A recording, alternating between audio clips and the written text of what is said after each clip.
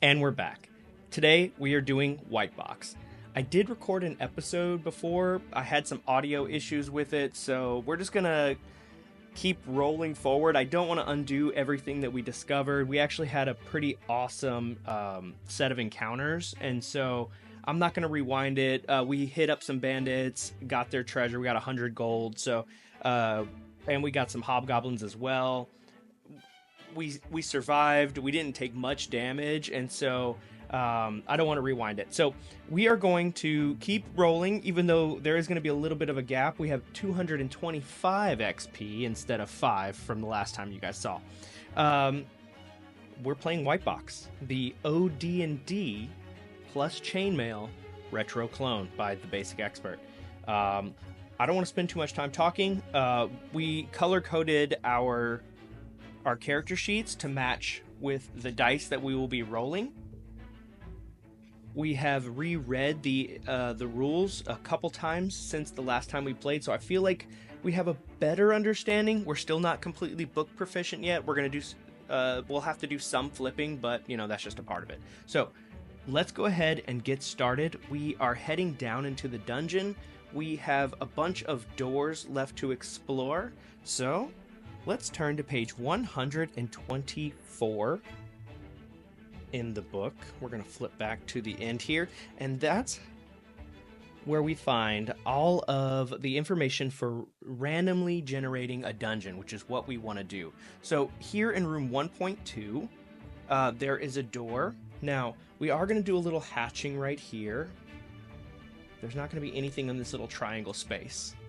So whatever we encounter, we'll have to move around that. But let's see what's beyond the door. We roll a d12. Let's go. 12. Okay, so we have a room. So we go to table 4.6 right away. We're going to hit stuff up. This is excellent. We have our room chart over here. We're going to roll another d12. We hit 6, so it's a 40 by 40. So like I described, we're going to have a little tunnel coming down here, and the 40 is going to start right over here. 1, 2, 3, 4. Each of these squares is 10 feet in Wight Box. Man, the more time I spend... The more time I spend with this system, guys, the more I love it. Like, it's really hard for me to want to go back to OSE when something as simple, as straightforward, and yet nuanced as Wight Box exists. And guys, I don't know if I mentioned this before, but if you go to Drive-Thru RPG, I don't think Basic Expert has his website up anymore, but if you go to Drive-Thru, you can get this. Guys, pick up this book. Support people who make good content. All right, so we have room 1.7 now, and we need to know what's inside. Now, look, there are tables galore. We could see, this is the shapes and like the contents, but if we flip back just a little further, we can find all kinds of fun stuff that can be located inside. We're actually in a crypt. We call this the catacombs. So we could roll a... Wow, look at this. Look at this massive list of things that we can roll on. Come over here. Continues on. Let's roll a d100 just to see what else is in the room besides the same old. So let's see, we need a d100 for that. All right, there's also in this room, let's turn to 32. We've got entry number 32, groans of a drafty mausoleum. So like the wind is blowing through here. So if you're running this zero prep for your players at home, you could describe like you hear the of a mausoleum, and that's creepy. It adds a little ambiance, right? But let's see what's inside for our purposes today. To do that, we consult the room chamber contents and also the exits. So we have it tells us up here, we roll 1d6 for chambers and 1d6 minus 2 for rooms. So we're going to roll a d6 minus 2 for the room, because that's what we're in. We're in room 1.7. So there's going to be one way out of this room, 1d6 minus 2. If the total for rooms is rolled as a 0, the room has no exits. Use the table below to determine where the exit is if one or more is determined to be in the room or chamber. So we know there is one, so let's see where it's located and what direction it heads out of from this room. This nice square room right here, okay? So to do that, we're just going to roll a d12 twice. We have 9 and 7. So it is on the right wall. So if we're coming in over here, it's going to be on this side of the wall. That's the right wall. And 7 tells us that it goes straight ahead. So we have a door here, and it's going to lead straight ahead. Just like that, we've crafted our room. Now, what is inside? This is where it gets spicy. Will we have some treasure? 17 tells us that it's a monster and treasure. Yes, I love to see it.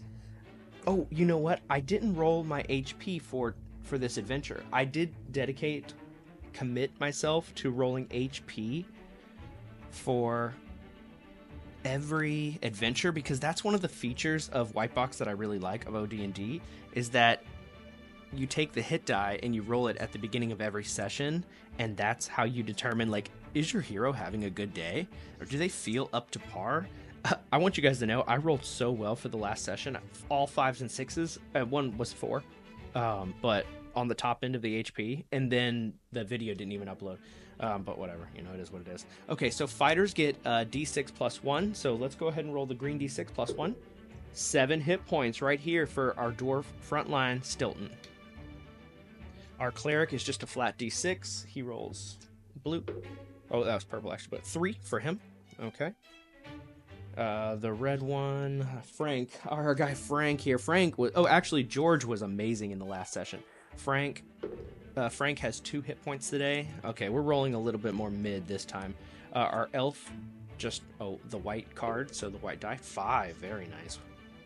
He has been clutch with his sleep spell. And then we have Humby, our archer in the back, who also gets +1 for being a fighter. 3 hit points. All right. We know that there is a monster and a treasure.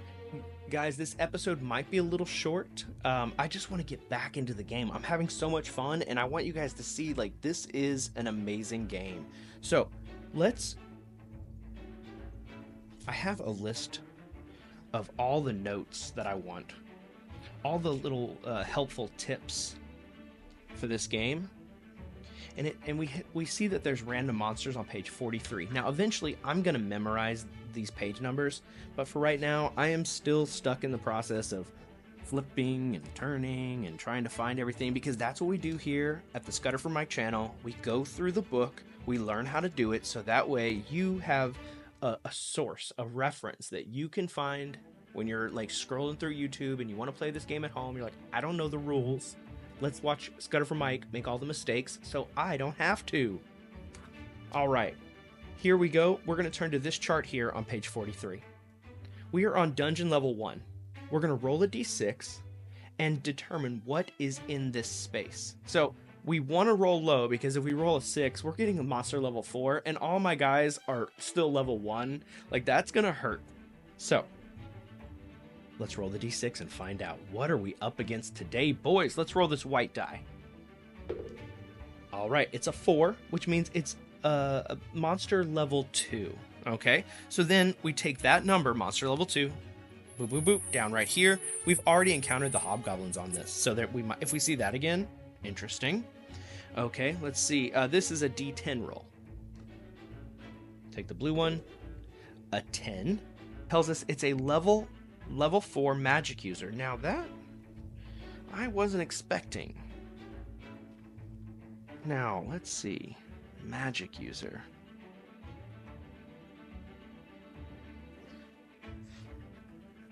Okay. So, a level 4 magic users. So, what we would actually have is a level 4 magic user and a level 1 or a level, a 1 hit die retainer with him, because we try to match the amount of monsters that you encounter to the HD of the level times the players. So it's the players times the level. So we have level 1 players. We have 5 of them on the level 1 of the dungeon. So there's going to be 5 hit die worth of enemies encountered, and the magic user will be 4, and then he'll have 1 for the retainer. Does that make sense? But let's see here. Okay, such individual. Okay, so some of these higher level guys will have 1 to 4 followers that will be level 7 magic users or level 4 anti-clerics. Okay, but we're not up that high yet. We're just going to have 1 retainer with him, and we need to check for surprise, and then we'll determine if they're far away or not. So the way we do this, I found, is that I was reading the book again. For every creature involved, you roll for surprise. So let's roll my team first. 1s and 2s, I'm surprised. So I do have 2 surprised people. My magic user in the back, and Frank the cleric. I'm pretty sure it's Frank is the purple one. Oh, it's George the cleric. They're surprised. Everybody else, good to go. Now, for their magic user, we'll say is the blue one, and the fighting man retainer is the red one. They are not surprised.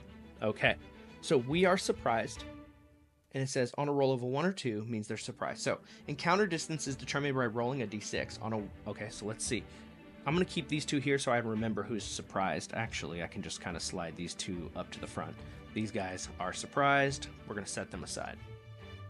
Now, we roll a d6. How far away are these guys?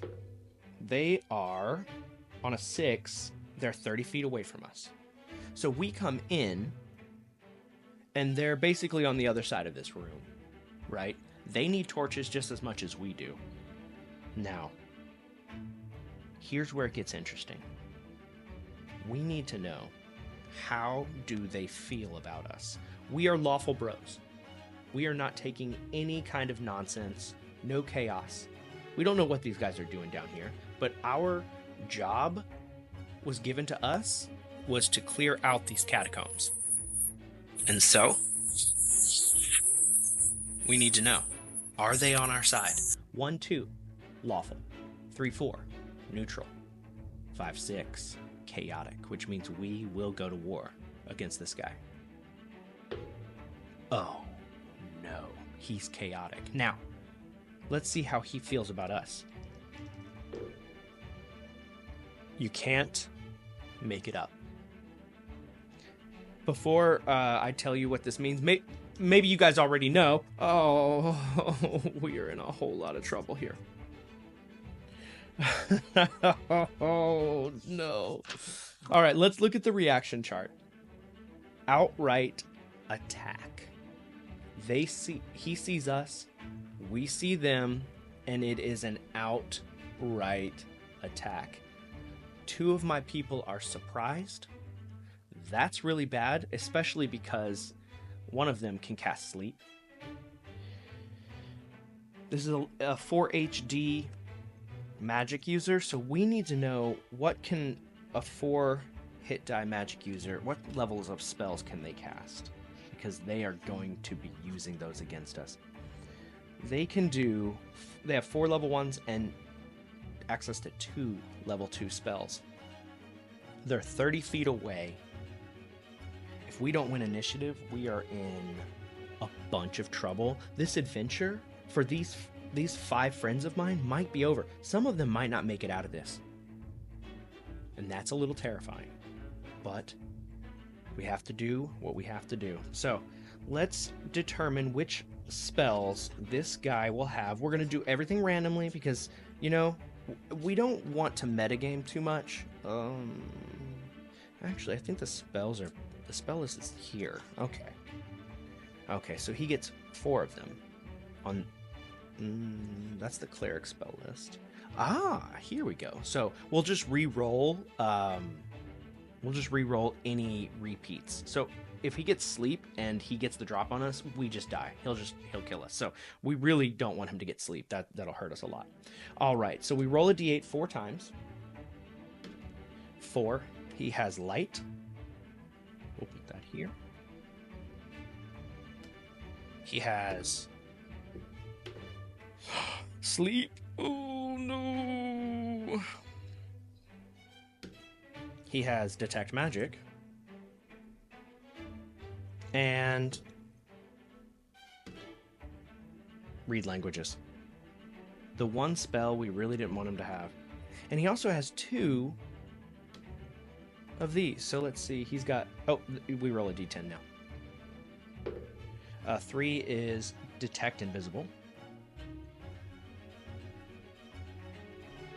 And then 7 is Levitate. All right. It's pretty clear that he's going to be casting sleep on us. So a couple of my guys are surprised. Can't do anything about it.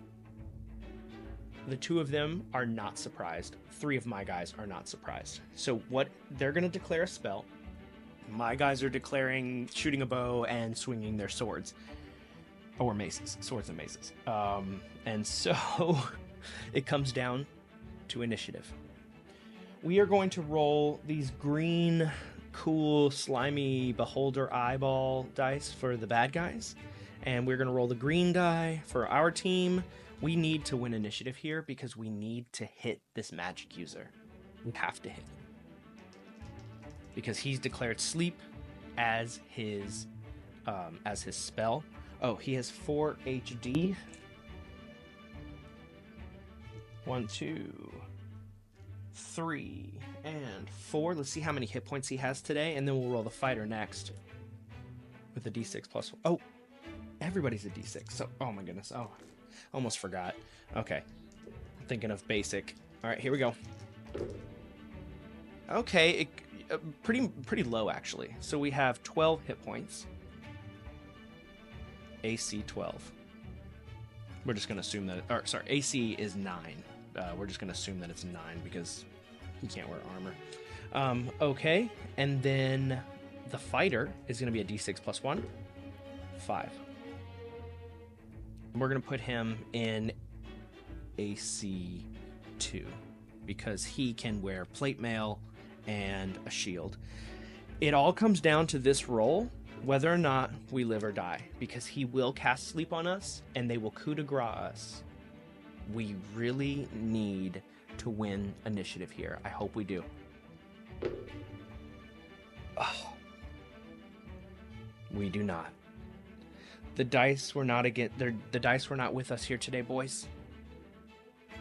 The evil magic user who dwells in room 1.7 in his evil laboratory has successfully casted sleep against my team. Let's see. Let's go through the order of combat. Let's make sure we're not missing anything and making any mistakes. Movement happens. Their fighter comes up and then our team can move. Then ranged attacks happen. And then spells? There is a chance, actually, if my bow goes off. Okay, so the way I've looked at this, and I talked to the basic expert about this, or maybe he left a comment. All of these steps happen. Oh, let's see if I can even find it. Combat happens simultaneously. And so melee happens simultaneously, magic happens simultaneously, bows happen simultaneously. But I think, okay, we're gonna just go to the beginning. We're gonna cut some of those out. We're just gonna cut straight to the core of it. But where's combat? Where's combat? Table of contents. Let's go. Okay, let's see here. Combat encounters, initiative. Okay, let's go to page 46. So, roll for initiative. They get to move first. That side is determined through this. Move first. This side has been determined to move second. Okay. Any prepared spells that are ready, trigger. Okay. So yeah, we didn't make a mistake there. The spell goes off. We are all put to sleep. Now, he is immediately hostile to us. Does he want to kill everybody, or does he want to use them as weirdo experiments that he can, practice his magical spells on? Either way, our boys, our team of heroes, our intrepid heroes are out of the campaign. The numbers weren't with us, guys. We hit that encounter. All that treasure that's in here, don't even need to worry about that. That's not coming up. We hit a chaotic creature. We hit automatically attacks, incredibly hostile. We lost initiative. He rolled sleep on his spell list. Everything that could go wrong did. And that is a beautiful, beautiful thing. Yes, it's sad that Stilton and Humby and Frank and Vermillion and George will never see the light of day again. But you cannot make up this kind of reaction. You have to let the dice tell the story, and when it does, it is so much fun. Like, I'm ready to, let's roll up some new guys. Like, I'm happy. Let's have a good time with this, Yeah. So, guys, it's all okay. We're coming back down. We'll roll up an NPC patron, and we'll create quests, because that is an amazing option that was included in the back. There's also oracles, which I probably won't use, but there's NPC patron generation. We'll do that. We will make little quests. Maybe we will leave this dungeon and go to a new space. Maybe we'll do some hex crawls. This system is bigger than my 5 PCs. I hope you enjoyed it. I hope you learned something. I know I did. If you liked it, please hit like and subscribe. We're having a blast. We're almost at 1,000 subscribers. Ooh, that is so cool. Hit me up in the next one, guys. I'll see you next time. Bye-bye.